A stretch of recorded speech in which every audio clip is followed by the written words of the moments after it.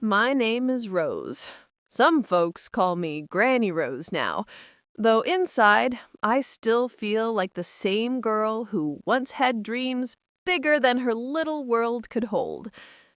I wasn't born into comfort. My life began with calloused hands and tired days. And though the years have aged me, hardship has been my companion for as long as I can remember. Still, I never complained. Not when I was young, not when I became a wife, and certainly not when I became a mother. For it was my son, Daniel, who became the very reason I breathed. I married young, perhaps too young, but that was the way of things back then. You didn't wait to chase ambitions. You built a family, worked hard, and prayed for good fortune. My husband, George, was a simple man with a gentle heart. He worked at the mill, his broad shoulders bent over heavy loads, his laughter warm enough to make the darkest days seem lighter. When Daniel was born, I thought our lives had found their purpose.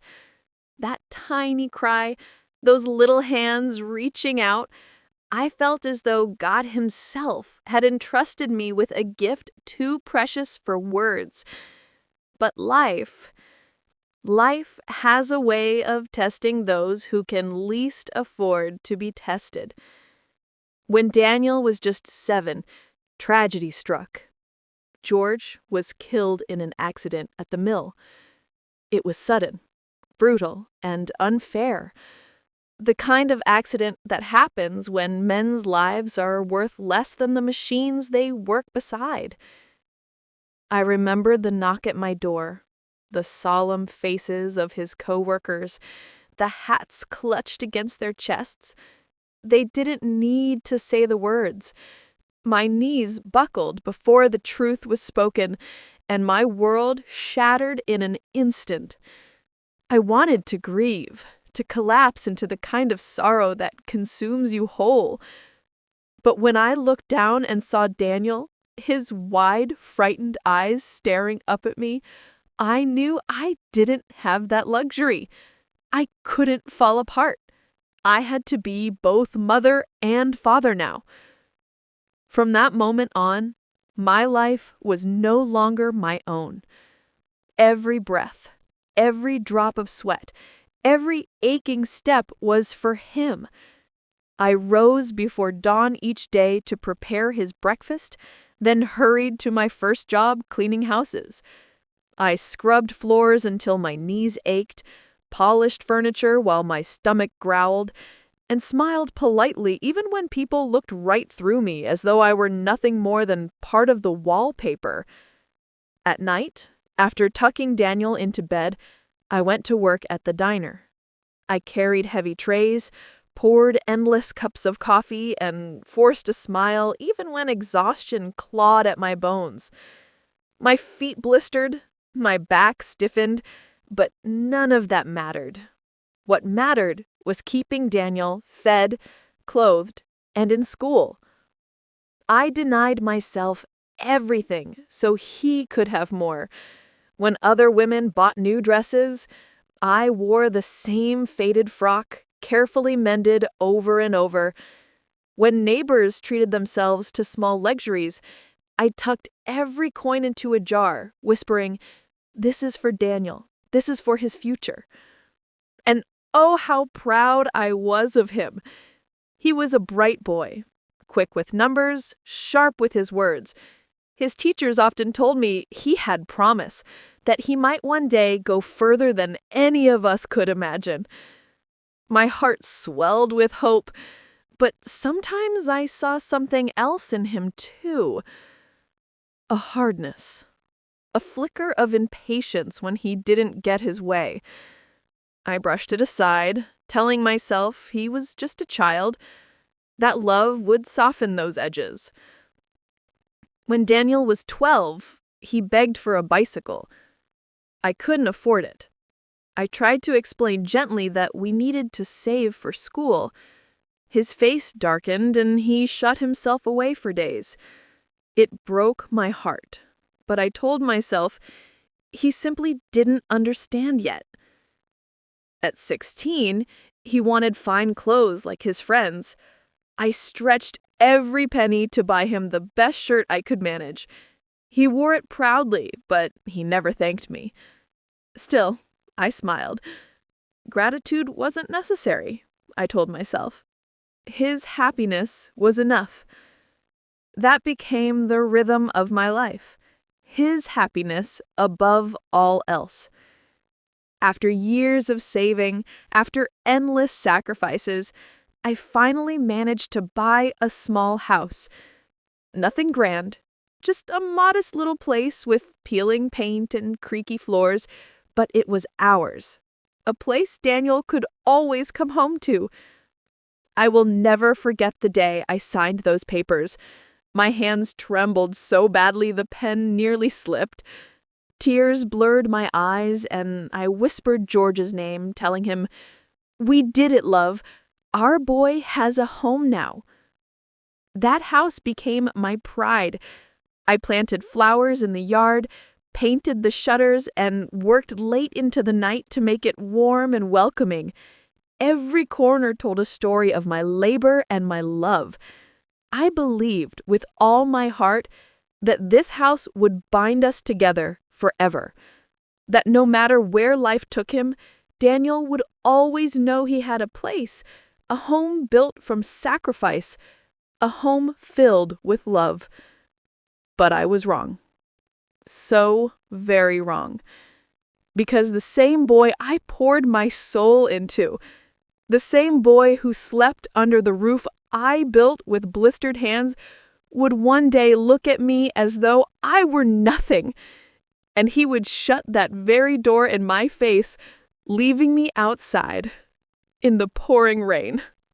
I never thought my life would turn into a story people whisper about with pity. I had imagined a different ending. Quiet evenings on the porch, Daniel visiting often, grandchildren running through the yard, laughter spilling into the house I had worked so hard to build. But life rarely matches the pictures we paint in our hearts. Daniel grew into a man quicker than I could believe. One moment he was a boy with scraped knees and a mischievous grin. The next he was taller than me, his shoulders broad, his voice deep and commanding. He finished school, went on to college with the savings I had scraped together over the years. I can still remember the day I handed him the envelope filled with cash I had tucked away. My hands shook as I pressed it into his palms. "This is for you, Daniel. For your future. Use it wisely," I whispered. He didn't hug me. He didn't even say much beyond a muttered, "Thanks, Ma." But I told myself he was just nervous, excited, overwhelmed by what lay ahead. My love filled in the gaps where his words failed. Through his college years, I sent what money I could, sometimes skipping meals, sometimes mending my old shoes with thread instead of buying new ones. I didn't mind. The thought of Daniel walking across that graduation stage, his head held high, was enough to keep me going. When that day finally came, I was there. I wore my best dress, though it was already years old, and sat among strangers who wore expensive clothes and smiled with pride. Daniel looked handsome in his cap and gown, but when his name was called and he received his diploma, he didn't scan the crowd to find me. He didn't wave. He didn't smile my way. Still, I clapped until my hands stung. Tears ran down my cheeks. "That's my boy," I thought. "That's my Daniel." After graduation, Daniel found work in the city. A good job, one that paid better than anything I could have ever dreamed of. I thought he might come home often, spend weekends with me, maybe even talk about bringing his future wife to visit someday. But weeks turned into months, and months into years. His visits grew less frequent. His phone calls shorter. Sometimes when I called him, he would cut the conversation short, saying, "I'm busy, Ma. We'll talk later." Later rarely came. I busied myself with the house, planting more flowers, fixing the fence, baking pies he once loved but no longer came to eat. I didn't mind. The thought of Daniel walking across that graduation stage, his head held high, was enough to keep me going. When that day finally came, I came too. I wore my best dress, though it was already years old, and sat among strangers who wore expensive clothes and smiled with pride. Daniel looked handsome in his cap and gown, but when his name was called and he received his diploma, he didn't scan the crowd to find me. He didn't wave. He didn't smile my way.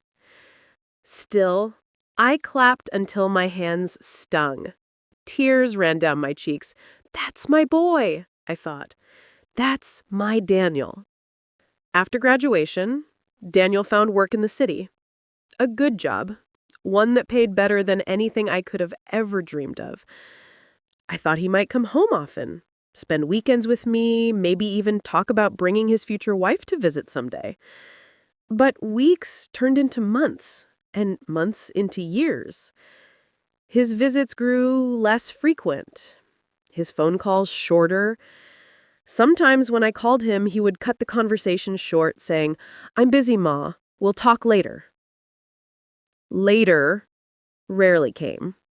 I busied myself with the house, planting more flowers, fixing the fence, baking pies he once loved but no longer came to eat. I didn't mind. The thought of Daniel walking across that graduation stage, his head held high, was enough to keep me going. Then one day, he came to me with a request. "Ma," he said, his voice calm but firm. "I found a bigger house, closer to my work, but I don't have enough for the down payment yet. If you could help me, just for now, I'd pay you back." I didn't hesitate. Every fiber of me still lived for his happiness. I took my savings, the money I had planned to keep for emergencies, for doctor visits, for the creeping worries of old age. I handed it to him with a smile. "Of course, Daniel. Anything for you. This is what mothers are for." He nodded, pocketed the money, and left. Weeks later, I learned the house was not only in his name, but that he had no intention of sharing it with me. I swallowed the hurt, told myself it didn't matter. As long as he's happy, as long as he has a roof over his head, my sacrifices are worth it. But deep inside, something in me trembled. It happened one autumn evening.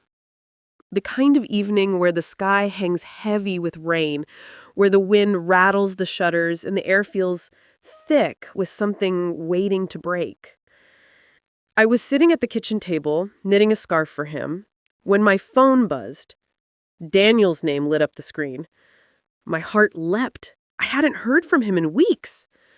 But when I opened the message, my hands froze. It read, "You are not coming. I don't want you on my trip." That was all. Cold, sharp. No explanation. I stared at the words, my chest tightening. My first thought was that I had misunderstood. Perhaps he meant something else. Perhaps it was a mistake. I called him immediately, but he didn't answer. I called again and again. Each time the line went to voicemail. Tears blurred my vision as I whispered into the phone, "Daniel, it's me, your mother." "Why? What did I do?" No answer came. A week later, I decided to visit him. I couldn't bear the silence, the unanswered questions. I cooked his favorite stew, packed it carefully, and walked to the bus stop with trembling hands. The rain had begun by the time I reached his street. It poured in sheets, soaking my dress, chilling me to the bone. But I pressed on, clutching the pot of stew, determined to see my boy. When I reached his house, I knocked softly at first, then louder. Through the rain, I saw a light flick on inside. His shadow moved across the window. My heart lifted. But when the door opened, Daniel stood there, his face hard. "What are you doing here?" he asked flatly. I brought you dinner," I stammered, holding up the pot with shaking hands. "I just wanted to see you, Daniel. To talk. To make sure you're all right." His jaw tightened. "I told you, I don't want you here. I don't want you coming to my house." The words cut deeper than any knife. "Daniel, I'm your mother," I whispered, tears mixing with the rain. He looked at me, his eyes cold, and without another word, he shut the door.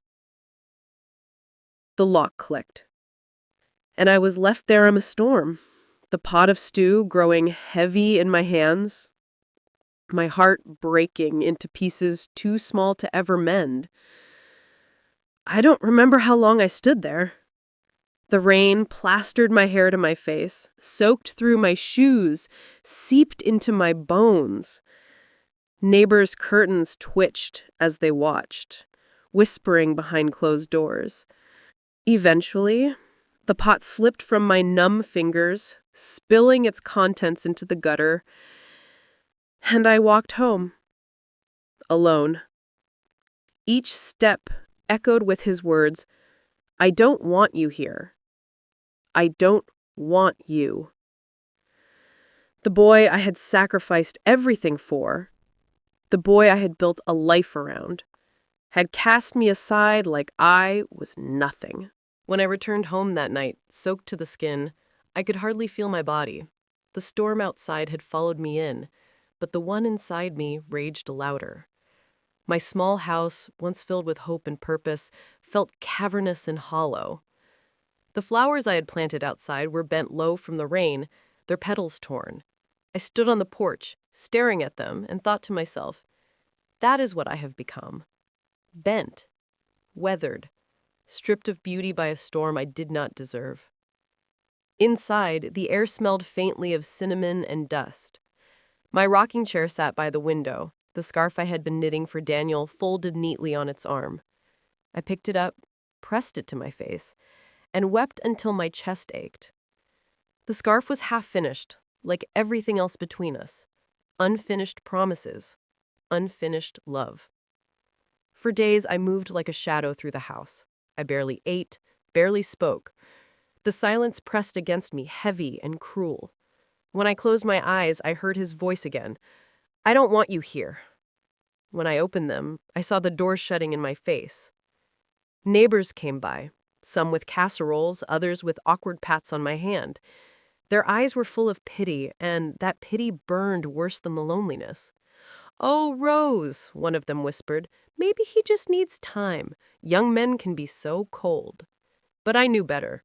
A mother knows when her child has shut his heart. Nights were the worst. The ticking of the clock grew unbearable, every second reminding me of the emptiness.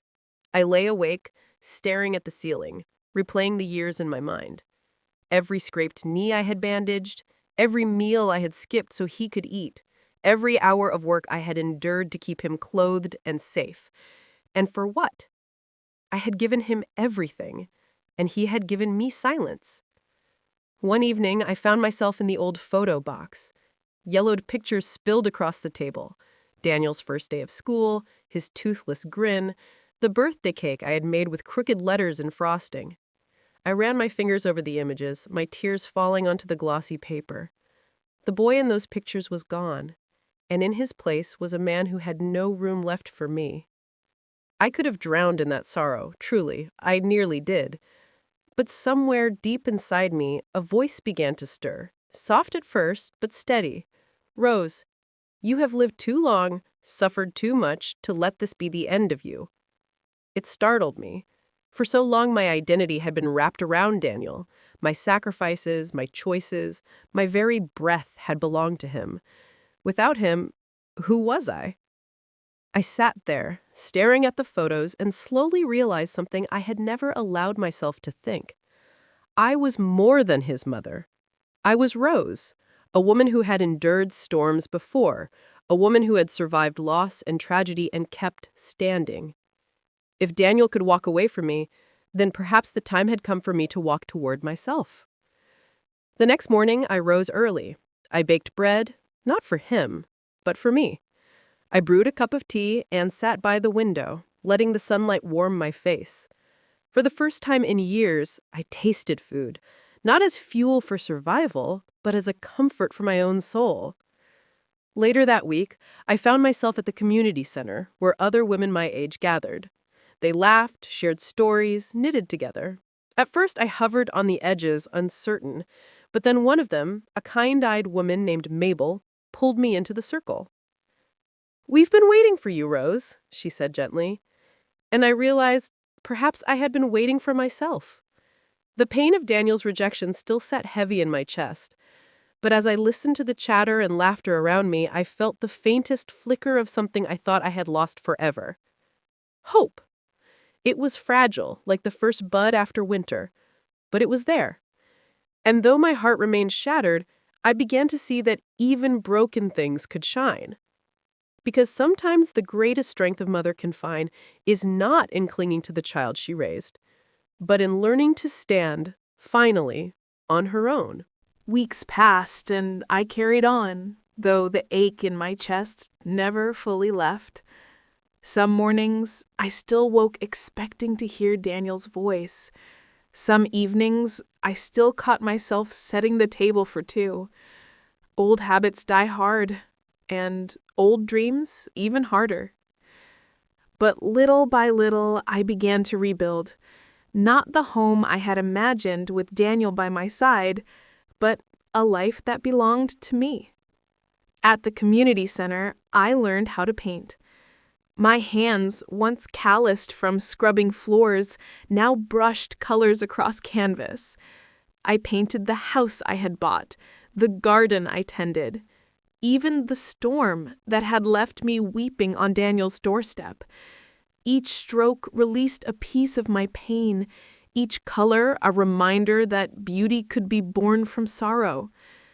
I also began to tell my story. Quietly, at first, to Mabel and the other women, then to anyone who would listen. And to my surprise, people leaned in. They nodded, they cried, they whispered, "I know that pain." It dawned on me that I was not alone.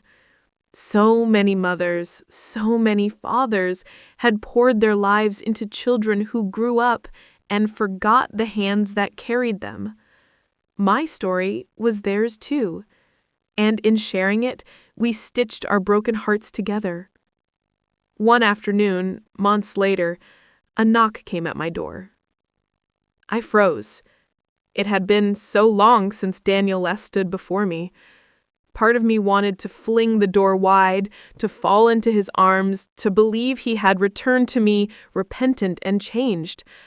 But when I opened it, there he was, my son, tall, proud, but with shadows under his eyes. "Ma," he said softly, almost awkwardly, I wanted to see you." I studied him, my heart thundering. Memories of rain-soaked rejection flooded back, the door slamming in my face. I wanted to weep, to ask him why. Why did you treat me so coldly? But instead, I stood straighter than I ever had. "You've come," I said simply. He shifted on his feet, glancing past me into the house he had once called home. His lips parted, then closed again. Whatever apology or excuse he carried seemed trapped in his throat. For a long moment, we just stood there. And then, with a calm I didn't know I possessed, I said, "Daniel, this door will always open for you, because I am your mother. But my life no longer waits on whether you walk through it." His eyes flickered. Shock, maybe even regret. But I did not linger on it. I had spoken my truth. I stepped back, leaving the choice to him. And in that moment, I realized my worth was not tied to whether he loved me, whether he chose me, whether he remembered the sacrifices I made. My worth was mine. He left soon after, with no promises, no apologies, and strangely, I was at peace, because for the first time in my life, I was living for Rose. That night, I sat on the porch as the sun dipped low, the sky painted in shades of gold and crimson. The rocking chair creaked beneath me, and the unfinished scarf lay across my lap. I picked it up, threaded the yarn, and began to knit again, not for him, but for me. And as the first stars appeared above, I whispered into the quiet, "Even broken hearts can keep beating, even lonely houses can hold light, and even when the ones we love leave us behind, we can still find a way to live."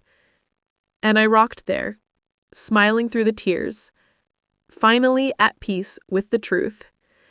Because sometimes the strongest ending is not the one where the child comes back.